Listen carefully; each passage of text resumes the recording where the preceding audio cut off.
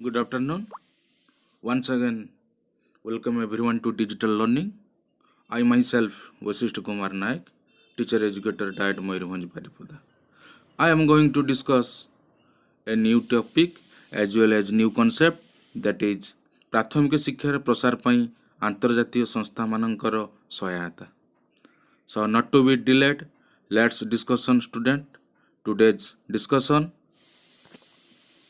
ପ୍ରଥମେ ଆମେ ଜାଣିବା ଆନ୍ତର୍ଜାତୀୟ ସହାୟତାର ପୃଷ୍ଠଭୂମି. ଆମ ଦେଶର ନୀତି ନିର୍ଦ୍ଧାରକମାନଙ୍କ ଦ୍ୱାରା 90 ଦଶକ ପର୍ଯ୍ୟନ୍ତ ନୀତିଗତ ଭାବରେ କୌଣସି ଆନ୍ତର୍ଜାତୀୟ ସଂସ୍ଥାଠାରୁ ଆର୍ଥିକ ସହାୟତା ଆଣିବା ପାଇଁ ପ୍ରୋତ୍ସାହନ ଦିଆଯାଇନଥିଲା. ମାତ୍ର 1991-92 ମସିହା ଠାରୁ ଏହି ସ୍ଥିତିରେ ପରିବର୍ତ୍ତନ ଆସିଛି. ଏବେ ସାର୍ବଜନୀନକରଣ ପରି ସାମ୍ବିଧାନିକ ଲକ୍ଷ୍ୟ ହାସଲ କରିବା ପାଇଁ ଆନ୍ତର୍ଜାତୀୟ ସଂସ୍ଥାମାନଙ୍କ ଠାରୁ ସହାୟତା ଆଣିବା ପାଇଁ ସ୍ଥିର କରାଯାଇଛି. ଆମେ ଜାଣିବା ଗୋଟିଏ ରାଷ୍ଟ୍ରର ଶିକ୍ଷା ବ୍ୟବସ୍ଥା ଯେତେ ଉନ୍ନତ ହେବ ସେ ରାଷ୍ଟ୍ରର ସାମାଜିକ, ଅର୍ଥନୈତିକ ଓ ସାଂସ୍କୃତିକ ବିକାଶ ଦିଗରେ ତ୍ୱରାନ୍ୱିତ ହେବ. କାରଣ ଶିକ୍ଷା ମାନବ ସମ୍ବଳ ବିକାଶରେ ଏକ ନିର୍ଣ୍ଣାୟକ ଭୂମିକା ଗ୍ରହଣ କରିଥାଏ ଏବଂ ଉନ୍ନତ ତଥା ବିକଶିତ ମାନବ ସମ୍ବଳ ହିଁ ଗୋଟିଏ ରାଷ୍ଟ୍ରର ସାମାଜିକ, ଅର୍ଥନୈତିକ ତଥା ସାଂସ୍କୃତିକ ବିକାଶକୁ ସୁନିଶ୍ଚିତ କରାଏ. ଶିକ୍ଷା କେବଳ ସାମାଜିକ ବିକାଶ ସୁନିଶ୍ଚିତ କରାଏ ନାହିଁ, ଏହା ମଧ୍ୟ ସମାଜରେ ସାମାଜିକ ଐକ୍ୟ, ସୁସ୍ଥତା ଏବଂ ସ୍ଥିରତା ପ୍ରତିଷ୍ଠା କରିବାର ପ୍ରଭାବଶାଳୀ ଭୂମିକା ଗ୍ରହଣ କରିଥାଏ. ଏହିସବୁ କାରଣରୁ ସମ୍ପ୍ରତି ଆନ୍ତର୍ଜାତିକ ସ୍ତରର ପ୍ରାଥମିକ ଶିକ୍ଷାକୁ ସାର୍ବଜନୀନ କରିବା ପାଇଁ ସମସ୍ତ ପ୍ରକାର ପ୍ରଚେଷ୍ଟା ଚାଲୁଅଛି. ଆର୍ଥିକ ସହାୟତା ଦେଉଥିବା ଆନ୍ତର୍ଜାତିକ ସଂସ୍ଥାଗୁଡ଼ିକ କ'ଣ କ'ଣ? ସର୍ବପ୍ରଥମେ ମୁଁ କହିବି ମିଳିତ ଜାତିସଂଘ. ଆମେ ପୂର୍ବରୁ ବି ମିଳିତ ଜାତିସଂଘ ବିଷୟରେ ଶୁଣିଥିବା, ଯାହାକୁ ଆମେ କହୁଛନ୍ତି ୟୁନାଇଟେଡ୍ ନେସନ୍ ଅର୍ଗାନାଇଜେସନ୍.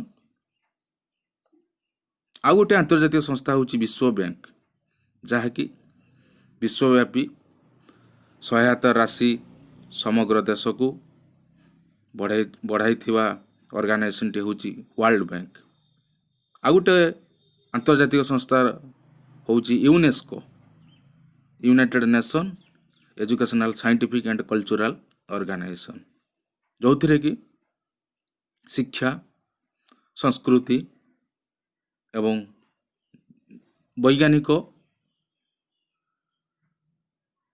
ର ଗୋଟିଏ ସଂଗଠନ, ଯାହାକୁ ଆମେ କହୁଛନ୍ତି ୟୁନେସ୍କୋ.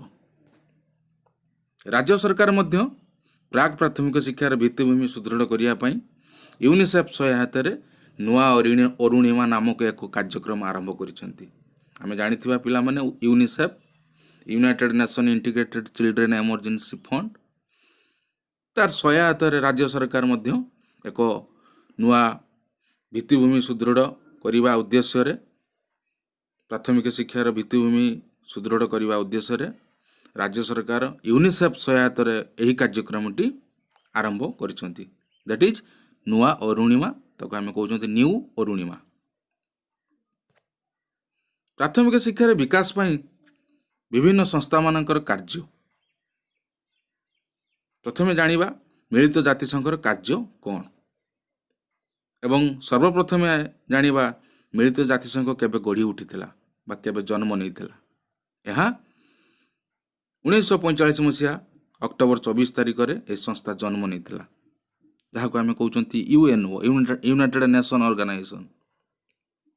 ଏହି ସଂଗଠନଟି ତାର ଅନ୍ୟ ସହଯୋଗୀ ସଂସ୍ଥାମାନଙ୍କ ଦ୍ୱାରା ଭାରତର ପ୍ରାଥମିକ ଶିକ୍ଷାର ବିକାଶ, ବିଶେଷ କରି ବଞ୍ଚିତ ଓ ପଛୁଆ ବର୍ଗର ଲୋକଙ୍କ ମଧ୍ୟରେ ପ୍ରାଥମିକ ଶିକ୍ଷାର ବିକାଶ ପାଇଁ ଏହା କାର୍ଯ୍ୟ କରିଆସୁଛି. ଏହି ସଂସ୍ଥା ଶିକ୍ଷା ଅଧିକାର ଆଇନର ସଫଳ ରୂପାୟନ ପାଇଁ ବଦ୍ଧପରିକର. ଇଏ ତ ଥିଲା ମିଳିତ ଜାତିସଂଘର କିଛି ଧାରଣା. ଏବେ ଜାଣିବା ୟୁନିସେଫ୍ର ତାର କାର୍ଯ୍ୟ ଏବଂ ଏହା କେବେ ଗଢ଼ି ଉଠିଥିଲା ଏହି ସମ୍ପର୍କରେ ଜାଣିବା. ୟୁନିସେଫ୍ ମିଳିତ ଜାତିସଂଘର ଏକ ସହଯୋଗୀ ସଂସ୍ଥା.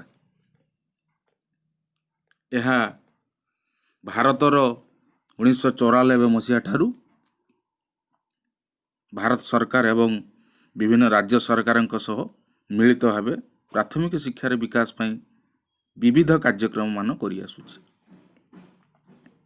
एही संस्थाटी भारत सरकारଙ୍କ मानव संबल विकास विभाग सह जोगसूत्र रखी 15टी राज्य रे सर्वशिक्षा अभियान सफल रूपायन ପାଇଁ सहायता प्रदान करुछि।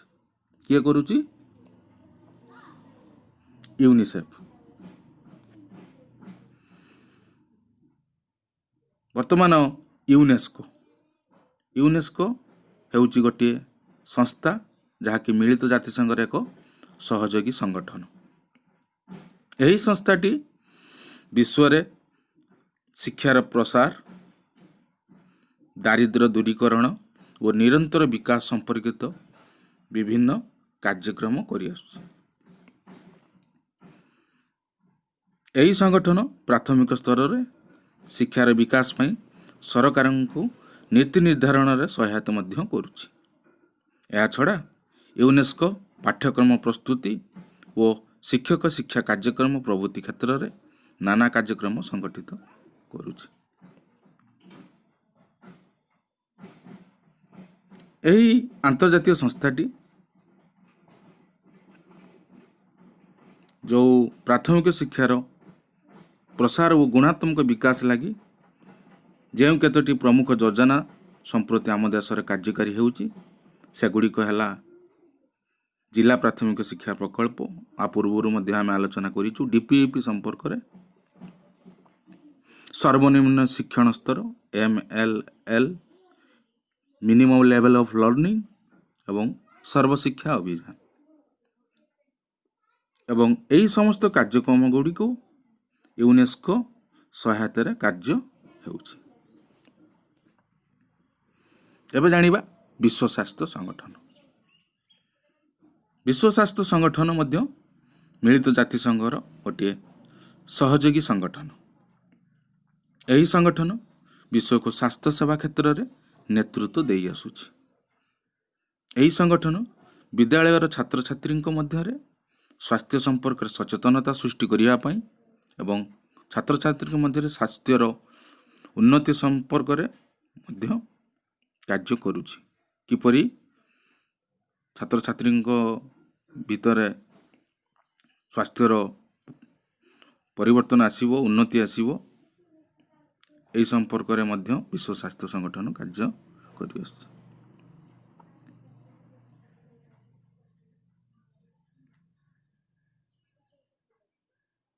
विश्व स्वास्थ्य संगठन मध्य मिलित जातिसंघर गोटे सहयोगी संगठन मु कहली। यही संगठनटी यार सभ्य राष्ट्र मानक स्वास्थ्य मंत्री मानक सह मिसिकरी स्वास्थ्य संपर्कित विभिन्न कार्यक्रम कार्यकारी करे थाए। यही संगठन तार समस्त सभ्य राष्ट्र मानक स्वास्थ्य संबंधी उदाहरण, स्वास्थ्य सेवार मान निर्धारण करने, नीति निर्धारण करने और वैषयिक उपदेश देवा कार्य करिथाए।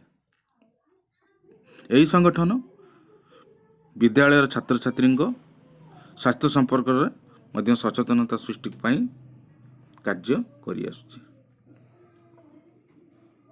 भारतर प्राथमिक शिक्षा को सार्वजनीन करने पाई विगत 3 दशंधि बहु सफलता अर्जन करिछि। प्रायतः विद्यालय थिबा समस्त शिशु पाई अधिक विद्यालयर नाम मध्य भारत सरकार साधारण लोक मन में शिक्षा प्रति सचेतनता सृष्टि करिवार अनेकांशर भी प्राथमिक शिक्षार गुणात्मक विकास और प्राथमिक स्तर में शिक्षार समता आनिबा पई आहुरी अनेक किछि करिवार अछि। तेणु एही असमाप्त कार्य को पूर्ण करिया पई जातीय प्रतिबद्धता सह आंतर्जातिक सहायता मध्य आवश्यकता अछि। यही विश्व स्वास्थ्य संगठन जो न्यूज रो हेडलाइन ले वर्तमान रही पिला माने तुम जानी जो भाइरस टी सारा विश्व को व्यापी तार मुख्य हेल्थ ऑर्गेनाइजेशन भाव विश्व स्वास्थ्य संगठन आज स्टैंड अप होइछि।